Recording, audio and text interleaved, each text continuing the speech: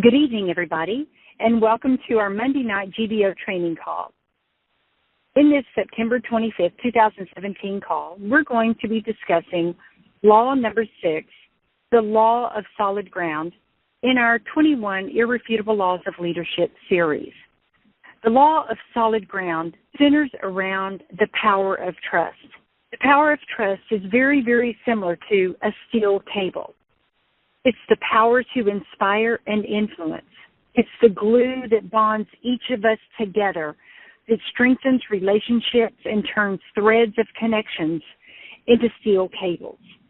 Just like when you tell your 4-year-old child that there's going to be a second cookie coming, can the people you work with trust that your word is your bond? Trust pervades nearly every aspect of every one of our lives. Do you like to do business or to communicate with persons that you don't have any level of trust? It is fundamentally important in the healthy functioning of all of our relationships that trust is paramount. Both parties must take it very, very seriously. So let's begin to discover what Dr. John Maxwell has to say about the law of solid ground. Law number 6, the law of solid ground. Trust is the foundation of leadership. How important is trust for a leader? It is the most important thing. Trust is the foundation of leadership. It is the glue that holds an organization together. Leaders cannot repeatedly break trust with people and continue to influence them. It just doesn't happen. As a nation, we have seen our trust in leaders go up and down during the last several decades. Watergate certainly took its toll on the American people's confidence in leadership. Trust in President Richard Nixon became so low that he had no choice but to resign. He lost his ability to influence.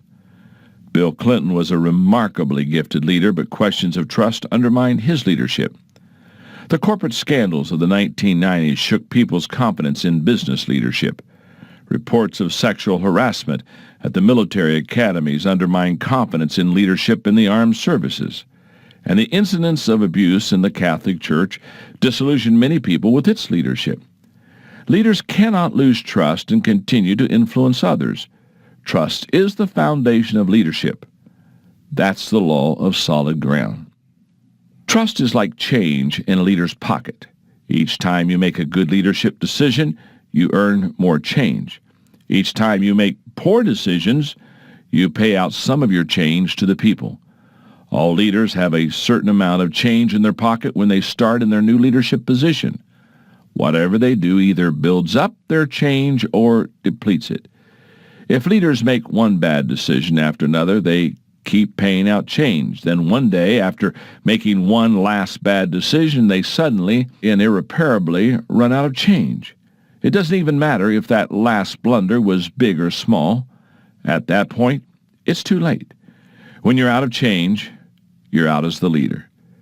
In contrast, leaders who keep making good decisions and keep recording wins for their organization build up change. Then even if they make a huge blunder, they still have plenty of change left over. How does a leader build trust? By consistently exemplifying competence, connection, and character. People will forgive occasional mistakes based on ability, especially if they can see that you're still growing as a leader.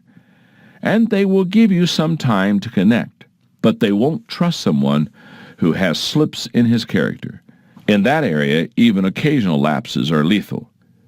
Whenever you lead people, it's as if they consent to take a journey with you. The way that trip is going to turn out is predicted by your character. With good character, the longer the trip is, the better it seems. But if your character is flawed, the longer the trip is, the worse it gets. Why? Because no one enjoys spending time with someone he doesn't trust. A person's character quickly communicates many things to others. Here are the most important ones. Character communicates consistency.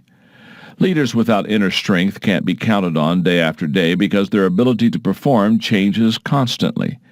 If your people don't know what to expect from you as a leader, at some point they won't look to you for leadership. Character communicates potential. Weak character is limiting. Who do you think has the greatest potential to achieve great dreams and have a positive impact on others? Someone who is honest, disciplined, and hardworking, or someone who is deceitful, impulsive, and lazy? It sounds obvious when it's phrased that way, doesn't it? Poor character is like a time bomb ticking away. It's only a matter of time before it blows up a person's ability to perform and the capacity to lead. Why? Because people with weak character are not trustworthy, and trust is the foundation of leadership. Character communicates respect.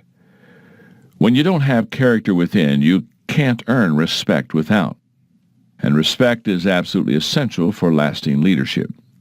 How do leaders earn respect? By making sound decisions, by admitting their mistakes, and by putting what's best for their followers and the organization ahead of their personal agendas. I mentioned Watergate and the various public scandals that have undermined the public's confidence in leaders during the last 30 years. But the event that I believe began to erode the public's faith in the nation's leaders and develop strong skepticism in the country was the war in Vietnam. The actions taken by members of the Johnson administration, the mistakes made by Robert McNamara, and their unwillingness to face and admit those mistakes broke trust with the American people. They violated the law of solid ground, and the United States has been suffering from the repercussions ever since. If you experienced those war years, you may be surprised to know that in the beginning, American support for the war was very strong, even as the number of troops being sent overseas rapidly increased and the casualties mounted.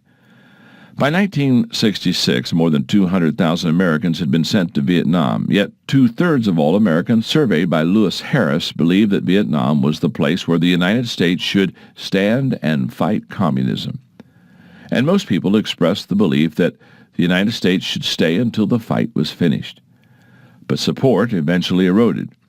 The Vietnam War was being handled very badly. On top of that, our leaders continued the war even after they realized that we couldn't win.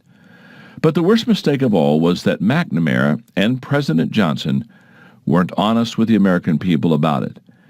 And because trust is the foundation of leadership, it ultimately destroyed the administration's leadership.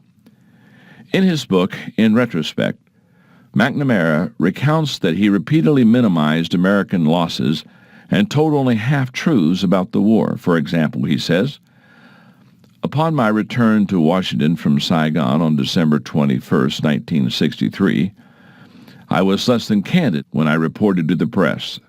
I said we observed the results of very substantial increase in Viet Cong activity, which is true. But I then added, we reviewed the plans of the South Vietnamese, and we have every reason to believe that they will be successful, an overstatement at best."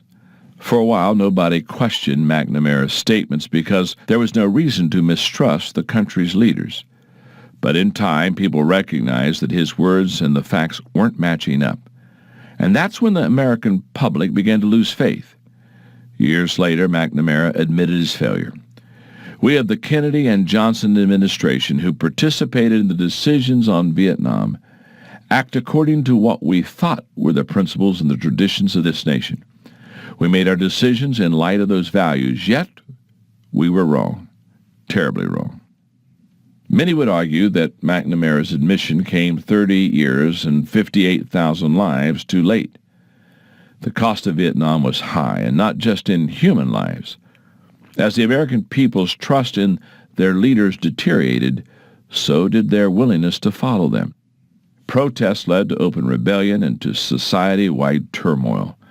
The era that had begun with hope and idealism characterized by John F. Kennedy ultimately ended with the mistrust and cynicism associated with Richard Nixon. Whenever a leader breaks the law of solid ground, he pays a price in his leadership. McNamara and President Johnson lost the trust of the American people, and their ability to lead suffered as a result.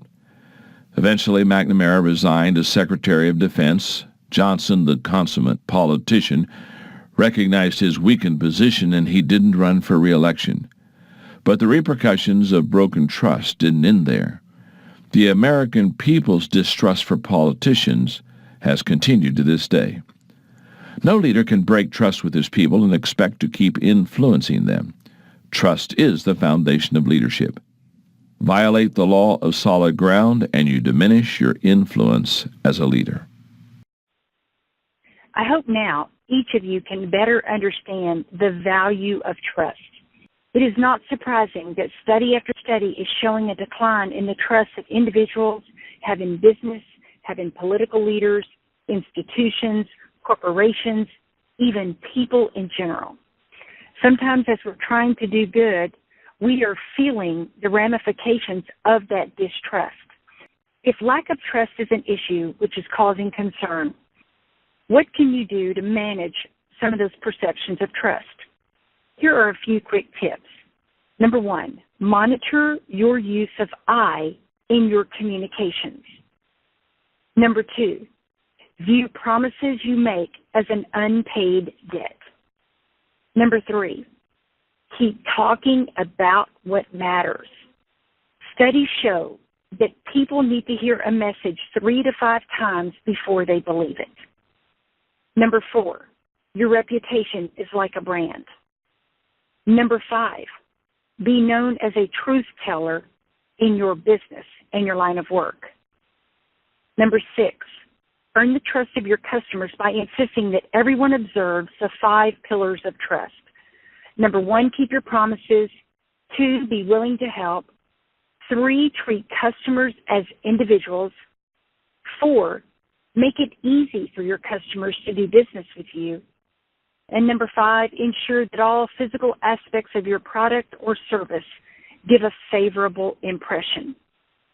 Item number 6, as much as this is hard to do not try to lead through email.